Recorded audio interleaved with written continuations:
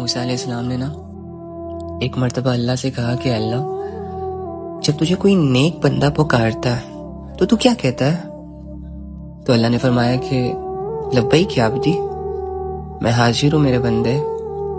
پھر فرمایا کہ اللہ جب ایک گنہگار بندہ آپ کو پکارتا ہے تو پھر آپ کیا کہتے ہیں؟ تو اللہ فرماتا ہے لبیک لبیک لبیک، 3 دفعہ آنسر کر کے کہتا ہے کہ میں حاضر ہوں میرے بندے۔ تو ایسے رب کو منا لیجیے یار، بہت مرسیفل ہے، بہت محبت والا۔ I mean اگر وہ راضی ہے نا تو سب سیٹ ہے۔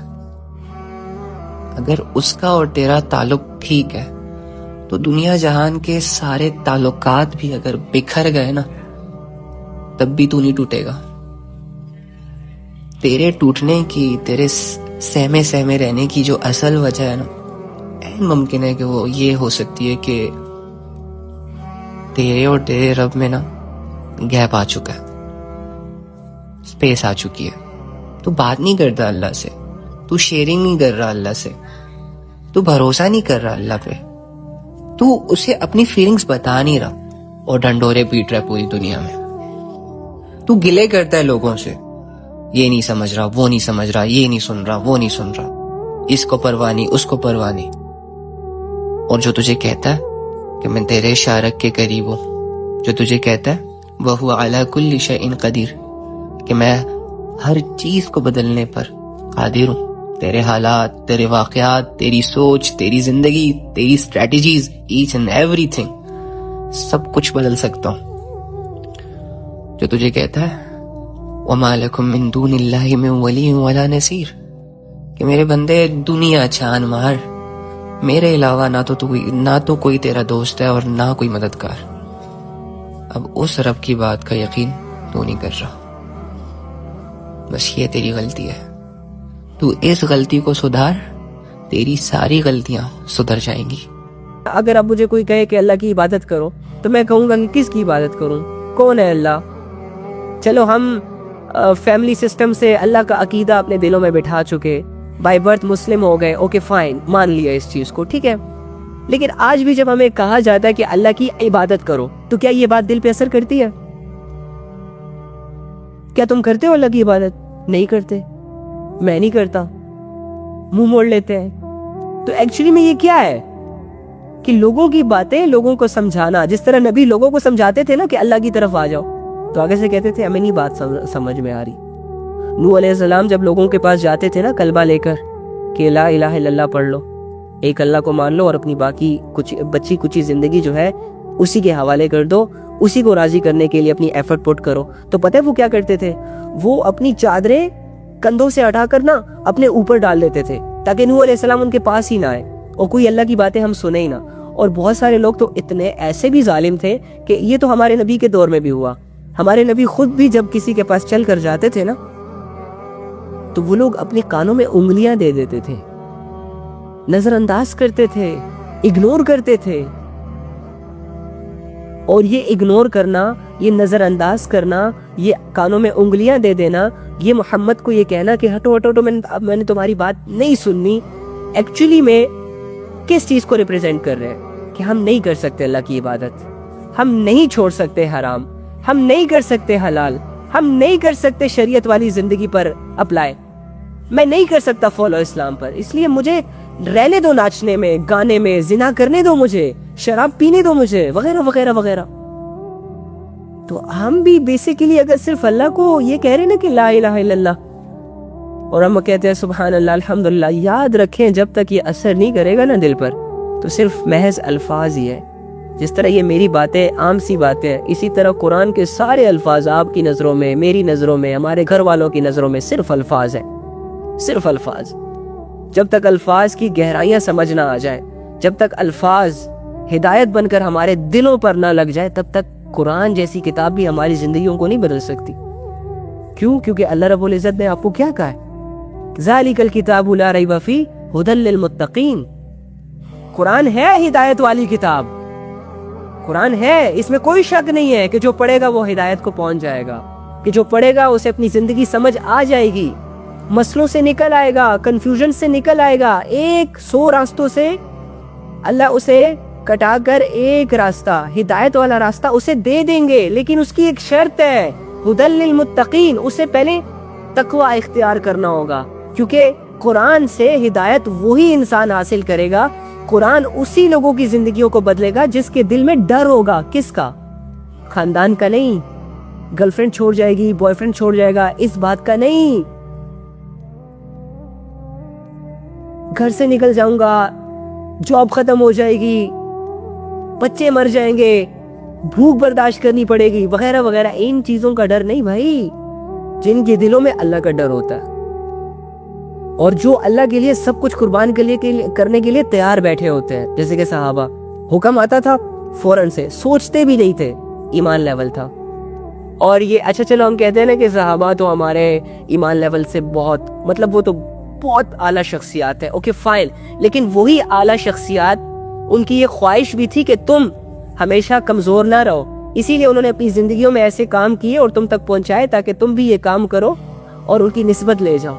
تم اگر اس بات کے پیچھے چھپ رہے ہو نا کہ صحابہ کی ایمان بہت بڑے ہیں اور اس وجہ سے تم ان کو کاپی نہیں کر پا رہے, تو یہ تمہاری مسٹیک ہے, یہ تمہاری کمزوری ہے, اور شیطان تمہیں دلاسے دے رہا ہے کہ نہیں نہیں وہ تو بڑے ایمان والے تھے, کوئی شک نہیں, لیکن انہی ایمان والوں کی یہ خواہش تھی کہ تم کمزور نہ رہو, انہی ایمان والوں کی یہ خواہش تھی کہ تم اللہ سے غافل نہ رہو, انہی ایمان والوں نے اپنی گردنیں اسی لیے کٹوائی تھی تاکہ تم تک دین پہنچ جائے اور تم اس دین کی حفاظت کرو اور اسے دوسروں تک پہنچاؤ. کیا کر رہے ہو تم, کیا کر رہے ہو تم؟ تو لوگوں کے گائے ہوئے گانوں کو اپنی زبانوں پہ سجاتے ہو اور لوگوں تک پہنچاتے ہو, جنہوں نے نہیں سنا ہوتا تم انہیں پہنچا دیتے ہو, واٹس ایپ سٹوریاں لگا کے اپنی فیملیز تک پہنچا دیتے ہو. تم تو یہ کام کر رہے ہو نا.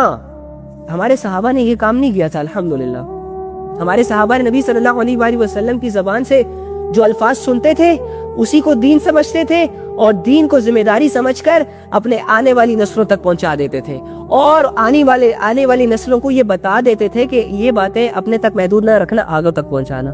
تمہاری یہ سکلز پتہ ہے کہاں یوز ہو رہی ہیں؟ گانے لوگوں تک پہنچانے میں, اور ماڈلز کو شیئر کرنے میں, میمز بنانے میں, پھر میمز کو 2 ملین ویورز تک پہنچانے میں, وغیرہ وغیرہ وغیرہ. ایبیلٹیز تو ہے تمہارے اندر, سکلز تو ہے تمہارے اندر, اور یہ سکلز نبی صلی اللہ علیہ وآلہ وسلم کی دعاؤں کے بدولت ہے. لیکن یہ سکلز کو جہاں تم استعمال کر رہے ہو نا, یہ صرف اور صرف قرآن سے غفلت ہے. تو کبھی بھی زندگی نہیں بدل سکی تھی ہماری, نہ میری نہ آپ کی, یقین کریں. اوکے, اینی ہاؤ کیا بات ہو رہی تھی کہ قرآن جیسی کتاب سے بھی اگر ہم اللہ کو نہ ڈھونڈ سکے, قرآن کے ہوتے ہوئے اگر اللہ رب العزت کو ہم نہ پہچان سکیں, اللہ کی قسم خسارے میں چلے جائیں گے, خسارے میں چلے جائیں گے. اگر تم نے 10 سال کی ایجوکیشن میں 200 کتابیں پڑھ لی نا, تو تم باقی بچے کچھ 10 سالوں میں یہ ایک کتاب ہی پڑھ سکتے ہو. یہ نہیں کہہ سکتے کہ میں نہیں پڑھ سکتا, مجھے سمجھ نہیں آتا, I'm sorry, یہ بہانہ ہے, بہانہ ہے, اپنی کمزوریوں کے پیچھے خود کو چھپانا. بس یاد رکھنا, منہ چھپانے والے جو ہوتے ہیں نا وہ چور کہلاتے ہیں, کمظرف کہلاتے ہیں, جو اپنی غلطیوں کو مان کر تسلیم کر کے ان غلطیوں کی اصلاح میں لگ جاتے ہیں یا لوگوں کے سامنے آگے اپنی غلطی کو ایکسیپٹ کرتے ہیں. یہ لوگ ہوتے ہیں بہادر لوگ. اور مسلمان بہادر ہوتا, مومن بہادر ہوتا ہے, کیونکہ وہ اللہ کی نظروں کا خاص خیال رکھ رہا ہوتا ہے, لوگوں کی نظروں کی پرواہ نہیں کرتا کہ لوگوں کی نظروں میں گر جاؤں گا, لوگ ذلیل کر دیں گے, یہ کام کروں گا تو لوگ کیا سوچیں گے, وغیرہ وغیرہ. جس طرح آج کل ہمارا یہ فیملی سسٹم, ٹھیک ہے, وہ اللہ کی نظروں کی پرواہ کرتے ہیں کہ یار یہ کام جس کا مجھے حکم دیا جا رہا ہے, جس کے مجھے بینیفٹس بتائے جا رہے ہیں, جس کے مجھے سبز باغ دکھائے جا رہے ہیں, ٹھیک ہے, اس میں بینیفٹ بھی ہے, اس میں عزت بھی ہے, اس میں شہرت بھی ہے, اوکے, میں اونچائیوں تک بھی پہنچ جاؤں گا, لیکن یار یہ کام مجھے میرے اللہ کی نظروں میں گرا دے گا. تو انسان اپنی ساری نفس کی خواہشوں پہ قدم رکھتا ہے, ساری نفس کی خواہشوں کو مٹا دیتا ہے, سارے فائدے کو سائڈ پہ کرتا ہے, اور اللہ رب العزت کا احساس کرتا ہے, اس سے شرم کرتا ہے, اور اس کے حکم کو پریورٹی دیتا ہے, اور وہی کرتا ہے جس کا اللہ رب العزت نے اس کو حکم دیا ہوتا ہے, اور اس کام سے بچ جاتا ہے جس کام سے اللہ کی نظروں میں اسے گرنے کا خطرہ ہو. یہ ہوتا ہے مومن. اور یہ صفات تم نے اپنے اندر بنانی ہے, اسی لیے تمہیں یہ 50-60 سال کی زندگی دی گئی ہے. ناچ لینا جنت میں جا کر, گا لینا جنت میں جا کر, کوئی پابندی نہیں ہے وہاں پر. کھا لینا, خوب مزے اڑا لینا, لمبی لمبی نیند کے مزے لے لینا جنت میں. یہاں تم بے سکون رہو گے, یہاں ہمیشہ تم سٹرگل کرو گے. والذین جاہدوا فینا لنہدینہم سبلنا. اللہ فرماتے ہیں میں اسی انسان کے لیے ہدایت کے راستوں کی رہنمائی کروں گا, ہدایت کے راستے کھولوں گا, مشکلیں آسان کروں گا, پریشانیوں سے نکالوں گا, گمراہیوں سے نکال کر ہدایت کے راستوں پر ڈالوں گا, اندھیروں سے نکال کر روشنیوں کی طرف لاؤں گا. میرے دل میں جو اس کی میرے خلاف کنفیوژنز ہے, بغاوت ہے, غفلت ہے, ایسے شخص کو میں ان ساری چیزوں سے آزادی دے دوں گا جو مجاہدہ کرے گا, سٹرگل کرے گا اللہ کے لیے, اپنے جسم کو تھکائے گا, اپنے نفس کے خلاف چلے گا. دیکھو نا, انسان جب نفس کے خلاف کوئی فیصلہ کرتا ہے نا, تو اندر سے ایک درد ہوتا ہے انسان کے جسم کو. اور خواہشیں نا, جب انسان اپنی آنکھوں سے اپنی وہ خواہشیں جن کو وہ پورا کر سکتا ہے لیکن ٹوٹتا ہوا دیکھتا ہے نا, تو نفس پر جا کے چوٹ لگتی ہے. یہی چوٹیں اللہ کو پسند ہے, یہی کوشش اللہ کو پسند ہے, یہی سٹرگل اللہ کو پسند ہے. اور پھر انسان جب اس لیول پر خود کو لے آتا ہے کہ جان بھی اللہ کے لیے دینے کو تیار ہو جائے, مال بھی اللہ کے لیے خرچ کرنے کے لیے تیار ہو جائے, عبادات بھی کرنے میں اپنی جان لگا دے, نہیں دل کر رہا پھر بھی پڑھ رہا ہے, دل کر رہا ہے پھر بھی پڑھ رہا ہے, مشکل ہے پھر بھی پڑھ رہا ہے, آسان ہے پھر بھی پڑھ رہا ہے, کسی چیز کسی فیلنگز کی پرواہ نہیں کرتا, کسی سچویشن کی پرواہ نہیں کرتا, عبادتیں بھی کر رہا ہے. تو اللہ جب ایسی سٹرگل دیکھتا ہے نا, تو اللہ تعالیٰ پھر ایسے انسان کو تھام لیتے ہیں خود ہی, اس کی مشکلات آسان کر دیتے ہیں, اس کے لیے راستے آسان کر دیتے ہیں, اس کے مائنڈ سیٹ کو بڑا کر دیتے ہیں. اینی ہاؤ, تو یہ چیز ہے یار, اللہ پہ بھروسہ کرنا. دیکھو میری بات سنو, اگر تم انڈیا اور پاکستان سے ہو نا, تو اپنے ملک کے حالات دیکھ لو. ایک بڑی مثال, اچھی مثال سمجھانے والا ہوں, تاکہ تم لوگوں کے سارے سہارے ٹوٹ جائیں, تاکہ تم لوگ بالکل نا امید ہو جاؤ. جن لوگوں پہ تمہیں ٹرسٹ ہے نا کہ یہ میرے برے وقت میں کام آئیں گے, تاکہ میں چاہتا ہوں کہ تمہارے یہ ارادے ابھی سے خاک ہو جائیں, کیونکہ انہوں نے کام نہیں آنا. آج بھی میرا دوست مجھے یہ گلا شکوہ کر رہا تھا کہ یار میرا ایک دوست تھا, بیسٹ فرینڈ تھا, میں نے اس کے لیے 20 سال ایسا کیا, جب مجھے اس کی ضرورت پڑی تو وہ آگے سے کہتا ہے نہیں یار میں تمہاری ہیلپ نہیں کر سکتا. میں نے کہا تو ایسے ہی ہوتا ہے. کہتے پھر شرم آ رہی تھی ان 20 سالوں پر جو میں نے اس کے لیے کیا. میں نے کہا ایسے ہی ہوتا ہے.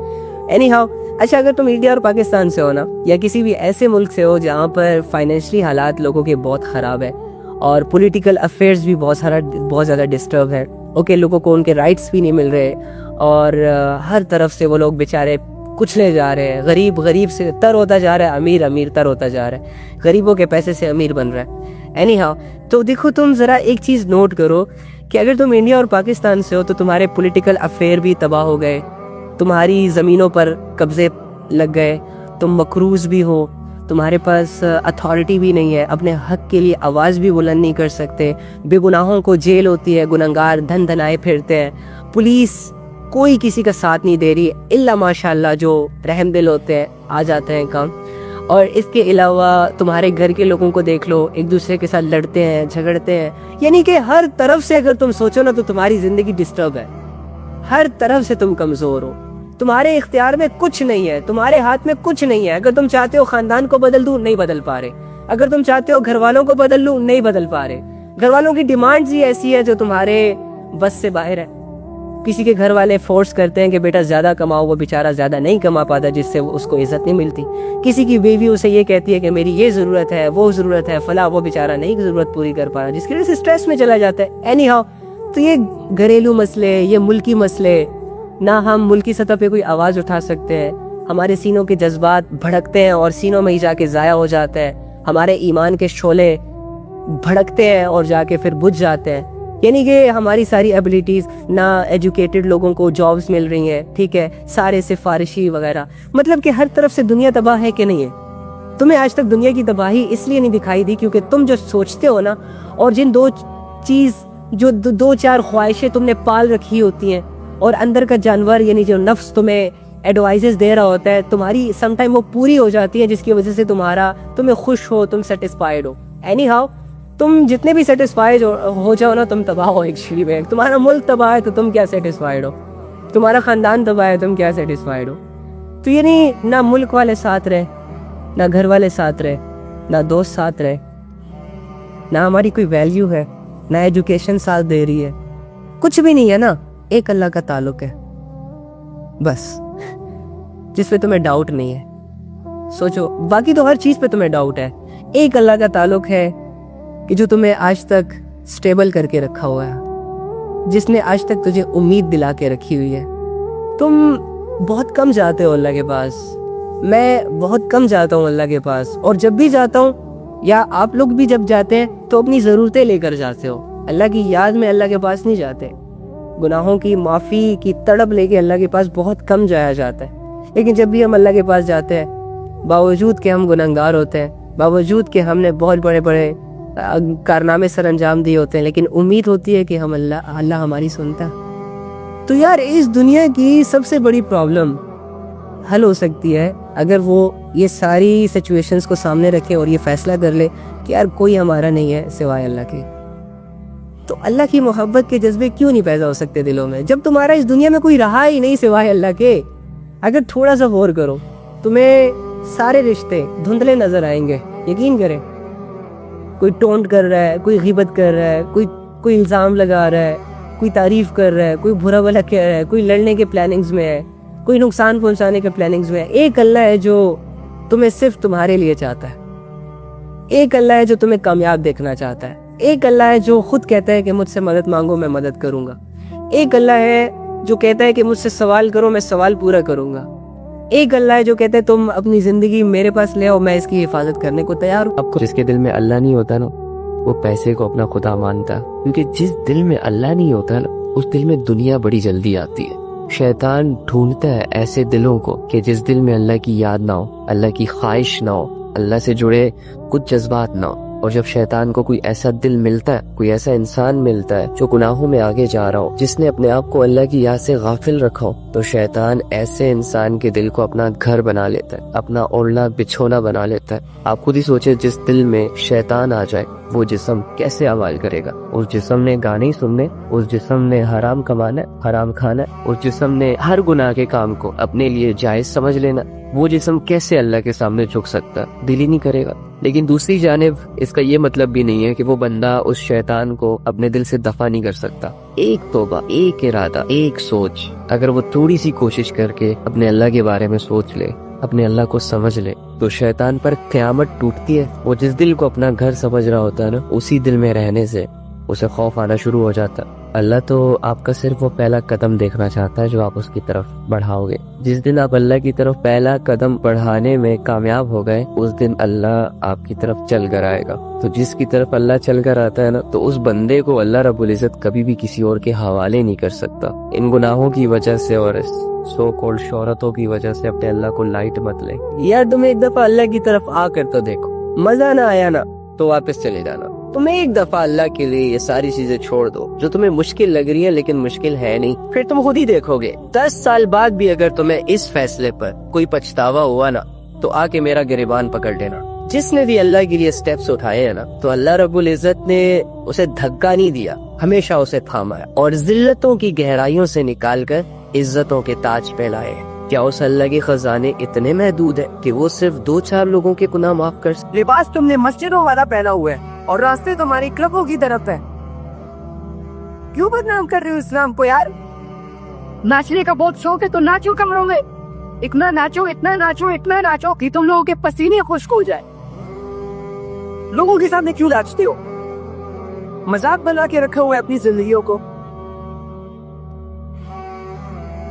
تمہیں تمہاری زندگی کا اختیار دیا گیا ہے, تم جو مرضی اپنی زندگی کے ساتھ کرو, لیکن اسلام کو ذلیل اور بدنام کرنے کا اختیار تمہارے پاس نہیں ہے. تم لا الہ الا اللہ کا اقرار کر کے ناچ نہیں سکتے لوگوں کے سامنے, کنسرٹس ارینج نہیں کر سکتے, پارکوں میں, کلبوں میں مسلمان لوگوں کو کی بے حیائی کی مجلسوں میں دعوت نہیں دے سکتے. تم یہ بہت بڑا جرم ہے. دنیا بھری تمہیں جیلوں کی سراپوں کے اندر نہیں کر رہی, لیکن اللہ کی نظر میں یہ بہت بڑا جرم ہے کہ کوئی انسان یہ دعویٰ کرے کہ میں اللہ والا ہوں, میں مسلمان ہوں, اس کے باوجود اس کے ایکشنز نان مسلموں سے ملتے ہو.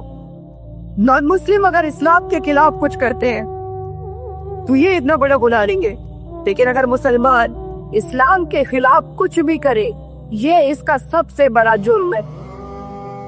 10 لاکھ کا سیٹ اپ بنایا ہوا ہے ان لوگوں نے، بغیرتوں نے، صرف اپنی بے حیائیوں کو پروموٹ کرنے کے لیے، اسلام کے اگینسٹ کام کرنے کے لیے.